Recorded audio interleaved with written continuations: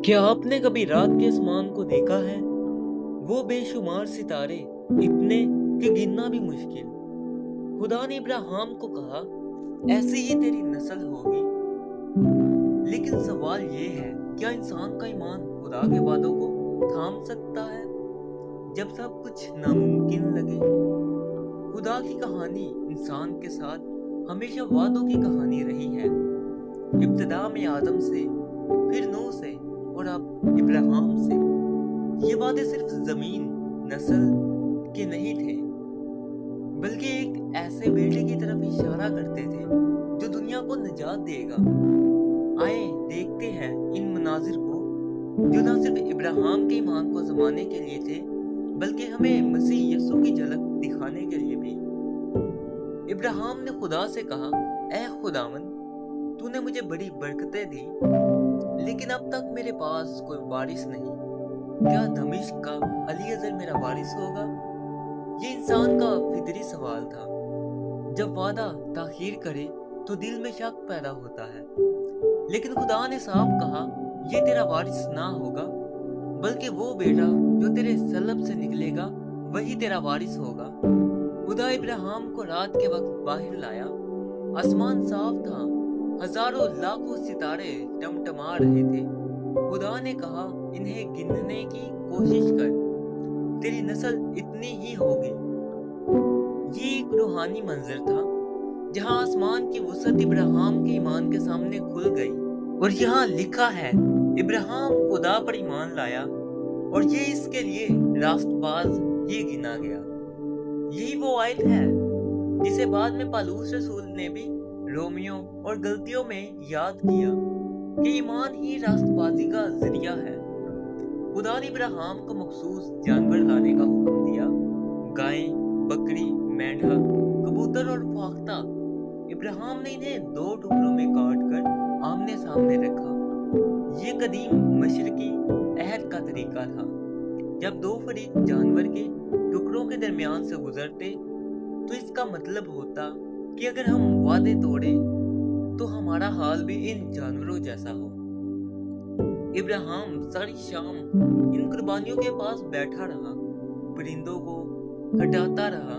फिर जब अंधेरा छाया, खुदा की हजूरी जाहिर हुई। एक जलता हुआ तन्नूर और एक जलती हुई मशल उन टुकड़ों के दरमियान से गुजरी। यहाँ खास बात ये थी कि इब्राहिम नहीं गुजरा, सिर्फ खुदा गुजरा। मतलब ये कि ये वादा इब्राहिम के अमल पर नहीं, बल्कि सिर्फ खुदा के वफादार होने पर कायम है। साल गुजरते गए। इब्राहिम अब 85 वर्ष का था और अभी तक कोई बेटा ना था। सारा ने कहा, खुदावन ने मुझे औलाद से रोक रखा है, मेरी लोंडी हाजरा के पास जा, शायद इसी से तेरा वारिस पैदा। ये उस जमाने के रवाज के मुताबिक था, लेकिन खुदा की मर्जी नहीं थी। इब्राहिम ने सारा की सुनी और वो हाजरा के पास गया और हाजरा हामला हुई। लेकिन यहाँ इंसानी कोशिश आती है, वहाँ आजमाइश भी आती है। जब हाजरा को पता चला कि ये हामला है, तो उसने अपनी मालकन सारा को फकीर समझा। सारा को सख्त दुख हुआ। उसने इस बात को इब्राहिम के साथ किया और इब्राहिम ने मामला सारा के सुपुर्द कर दिया। सारा ने हाजरा पर सख्ती की, यहाँ तक कि वो बियाबान को भाग गई। बियाबान में एक चश्मे के पास खुदा के फरिश्ते ने हाजरा को पुकारा, हाजरा, तू कहाँ से आई और कहाँ जा रही है? ये पहली बार है कि बाइबल में खुदावंद का फरिश्ता जाहिर हुआ। इसने कहा, अपनी मालकन के पास वापस जा और इसके ताबे रह। फिर वो वादा किया, तेरा बेटा होगा, इसका नाम इस्माइल रखना, क्योंकि खुदा ने तेरी मुसीबत सुनी है। हाजरा ने उस जगह का नाम रखा एली रोई, यानी वो खुदा जो मुझे देखता है। ये जुमला आज तक गूंजता है, खुदा बियाबान में भी हमें देखता है। हाजरा वापस गई और उसने बेटे को जन्म दिया। इब्राहिम 86 साल का था जब इस्माइल पैदा हुआ, लेकिन ये बेटा वो बेटा नहीं था, बल्कि इंसानी कोशिश का नतीजा था। 14 साल बीत गए। इब्राहिम अब 99 वर्ष का था। खुदा ने फिर जाहिर होकर कहा, मैं कादिर मुतलक हूँ, मेरे हजूर जल और कामिल हो। यहाँ खुदा न सिर्फ वादे को याद दिलाता है बल्कि ऐसे एक नए मरहले पर ले गया। खुदा ने इब्राहिम का नाम और सारा का नाम तब्दील कर दिया। इब्राहिम का नाम बदलकर इब्राहिम यानी कौमों का बाप रखा।